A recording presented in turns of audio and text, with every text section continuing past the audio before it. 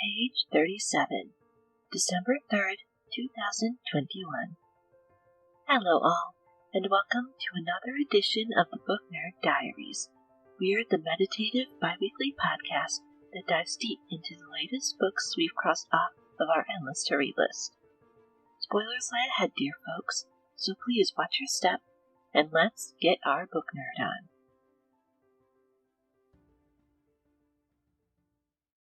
As you can probably gather from all the different types of fantasy books that have been covered on this show so far, I have a very special place in my heart for Dungeons & Dragons content. For decades, D&D has been snubbed as merely a nerd game, or even feared in the wake of the satanic panic that took hold of the US in the 1980s and 90s. In recent years, however, I'm very glad to see that the tides have turned for the better. An entire slew of amazing actual play shows like Critical Role, The Adventure Zone, Dimension 20, and Join the Party, just to name a few, have brought this previously stigmatized game to the forefront of pop culture and used it to completely revolutionize the way stories are told. Instead of movies or books, where the entire plot is set in stone beforehand, D&D provides an element of improvisation where the player's choices and the rolls of their dice can suddenly take the story in directions nobody could have seen coming. On top of this, each D&D campaign is a completely personal experience. The world, the characters, and the plot are all built specifically for and by the people playing it, making no two adventures the same. Because of this high level of intimacy, actual play shows like the ones I previously mentioned, almost tell two stories at the same time, that of a fictional party of adventurers setting off together to save the world from destruction, and that of the players themselves who bring them to life, and the friendships they build as they tell a story together. Our stunning book for today, The Eye of the World by Robert Jordan, is a grand, sweeping epic, on par with the very best Dungeons & Dragons campaigns. On these pages, you'll find danger, romance, and a never-ending battle between the forces of good and evil.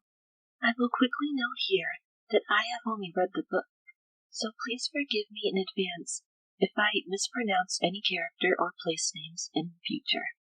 In the opening of our book, we meet a young girl named Egwene, who is gathering water alongside other children of her village of Field.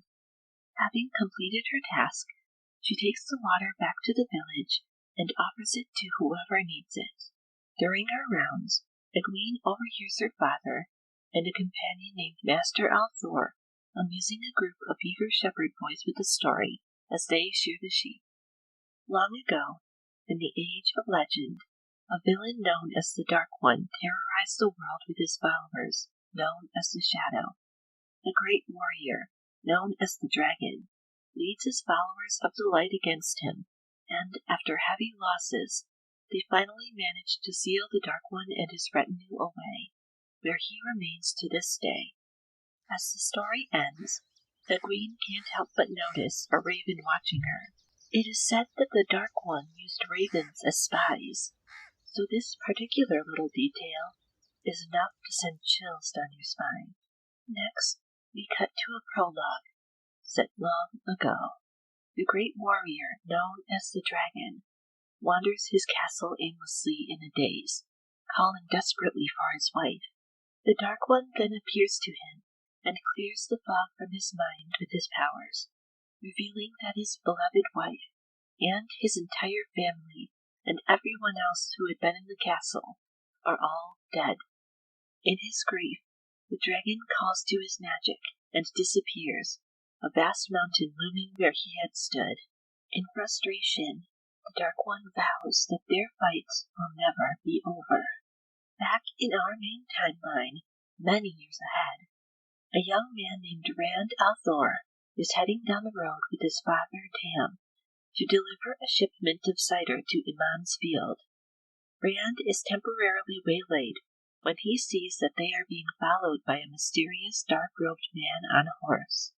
Rand quickly turns to tell his father about the rider, but when he looks back again, the man is gone.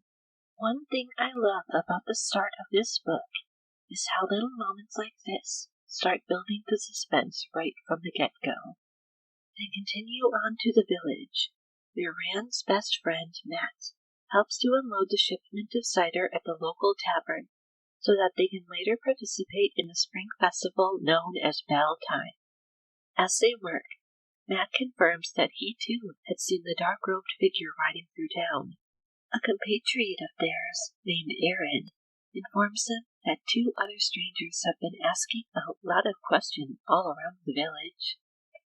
An elegantly dressed woman named Maureen, and a quiet, gruff man named Lan, who seems to be acting as her bodyguard. It just so happens that the boys run directly into these two characters almost immediately after they have finished their task and headed out to join the festivities.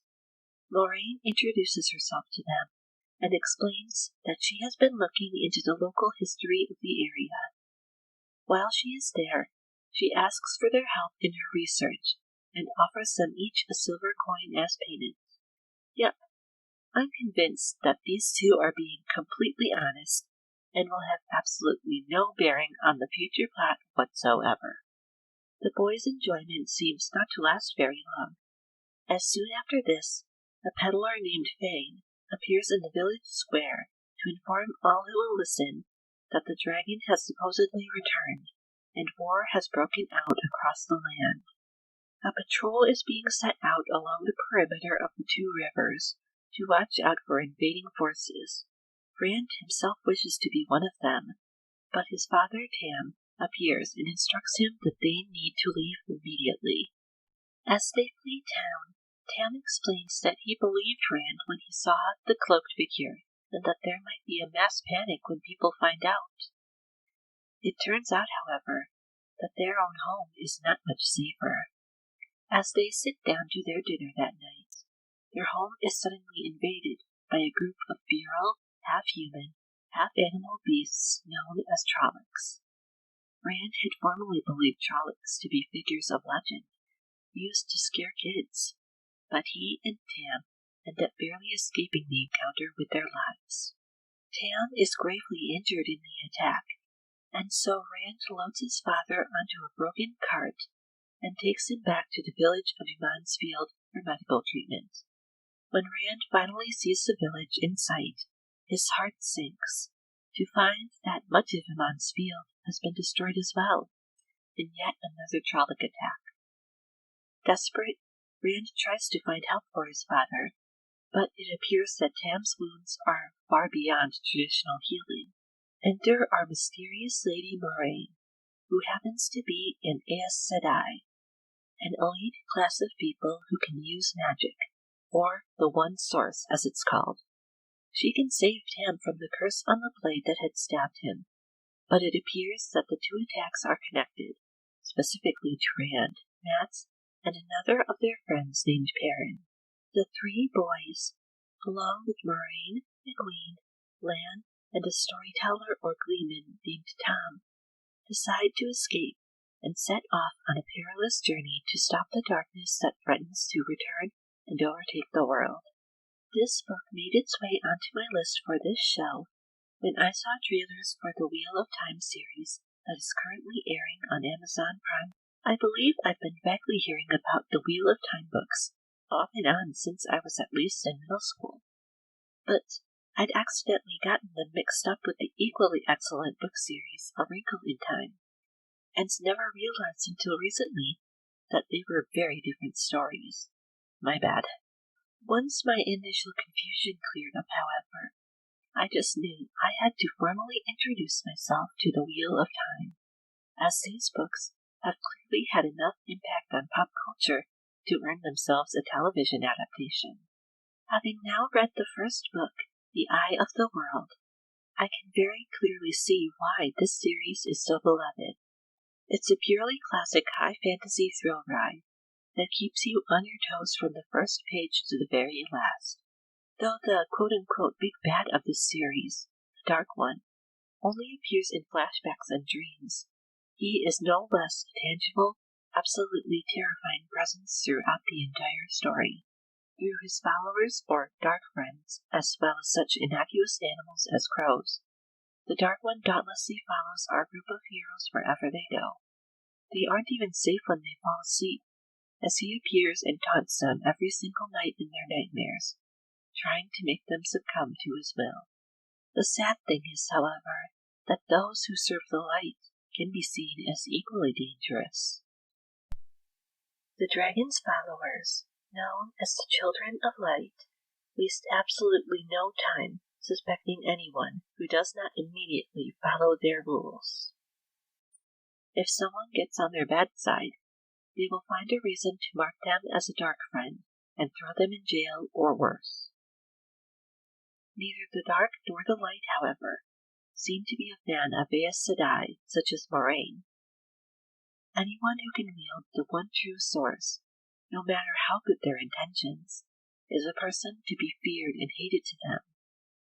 Often, Moraine has to completely hide who she is, lest her life be put in danger by those who wish her and her fellow Aes Sedai harm. All of this suspicion and hatred from all sides gives this book a sort of tension akin to a stretched rubber band or a water balloon being filled. As you read, you never quite know when that tension will snap, or what exactly will happen when it finally does. As we go on this journey with our disparate team of heroes, you almost feel every bit of their exhaustion as they endure one trial after another, and share in their relief when these trials are overcome. Clocking in at around 750 pages, I wasn't sure at first if I'd even finish The Eye of the World before my library hold ended. I was absolutely thrilled to find, however, that I absolutely devoured this book within a week, and thoroughly enjoyed every single second of it. It turns out that the hype is very much earned after all. In the end, I would highly recommend this book and this series to anyone looking for a good old-fashioned high fantasy adventure. On these pages, we follow a brave group of adventurers setting off to fight the wrongs of the world and encountering all sorts of dangers along the way. If thrills, chills, and tons of magic are what you seek, then I promise you'll enjoy this immensely. If you do, then good news. There are a total of 13 other books in the Wheel of Time series, as well as the TV show, just waiting for you. As always, some features of this book might be upsetting for some readers, so please be sure to take a look at the content warnings in our show notes before checking it out for yourself.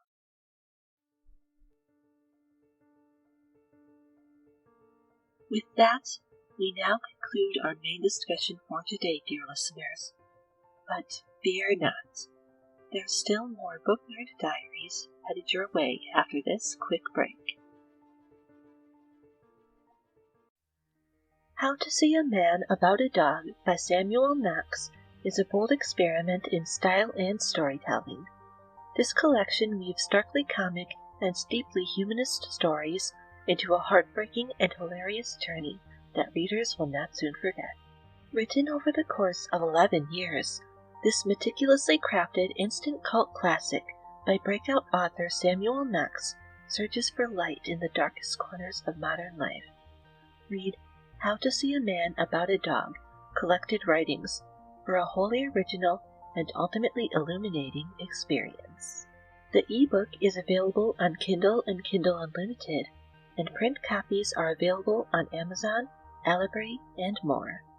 Go check it out, folks. And welcome back, everybody. Now that we're on the other side of our break, let's now go to that nerdiest part of our show, the Trivia Corner. In this segment, we give you all a trivia question that's related in some way to our book for today. As we're diving into the Wheel of Time books today, here's a very timely question for you. Ready? Your question is, what does the acronym GMT stand for? Is it A. Global Mean Time, B. B. Glasgow Mean Time, or C. Greenwich Mean Time. I'll give you a chance to pause this right now if you'd like to make a guess before we continue. Have you guessed? Well, your answer is C. Greenwich Mean Time. In 1675, King Charles II formally established the Royal Observatory of Greenwich, England, as the official starting point of each new day. As a result, GMT, or Greenwich Mean Time, has been the standard by which the rest of the world has set their clocks ever since. My source for this question was Thrillist.com, and you can find the link in our episode notes. Now that we've filled our brains with knowledge, I'm afraid to say that we have reached the end of our literary journey for today. We are certainly so grateful that you've joined us. Before we leave you, we simply must say thank you beyond words to Julie and Katie, aka one of the very best sisters a podcaster could ever ask for being our incredible subscribers at patreon.com/bndpod. We truly can't do what we do without them. This podcast is currently a main source of income for us, so if you would like to help us keep the proverbial lights on, you too can get perks like early ad-free episodes, 2 bonus episodes a month, notes, scripts, and more, for as little as $2 a month, so please come join us. Speaking of keeping the lights on, we'd also like to give a special shout out to author Samuel Knox and Foxhound for so kindly being our sponsor for this episode. If you wish, please check out the links in our show notes to see where you can learn more about them, and check out Samuel Knox's book for yourself. Finally, thank you so much to the wonderful people who have supported our work by leaving us a 5-star review on Apple Podcasts, sharing our episodes on social media, or telling the people in their lives about us. You are incredible. Next week, Friday, December 10th, we'll be releasing a bonus episode just for our dear Patreon subscribers, and we'll be back in 2 weeks to open another page of the Book Nerd Diaries. We'll see you then.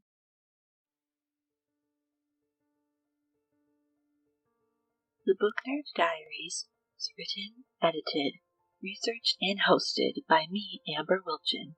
Thank you so much to the wonderful Astrofreck from Pixabay for the use of our theme song, The Grand Entrance, and One Tomorrow Too, also from Pixabay, for our incidental music that plays during the Trivia Corner segment, as well as Sincerely Media on Unsplash for our wonderful cover art. If you would like to connect with us online, please follow us on Instagram or Twitter at BNDPod, on Facebook at Book Nerd Diaries, or via our website at bndpod.wordpress.com. All the links you need are in our show notes, so come say hi. If you have any comments, questions, or ideas for future episodes to send my way, please feel free to drop us an email anytime at bndpod@gmail.com. I'd love to hear from you. Until next time, everyone, please be good to yourselves, because the world needs you. And don't forget to support your local library.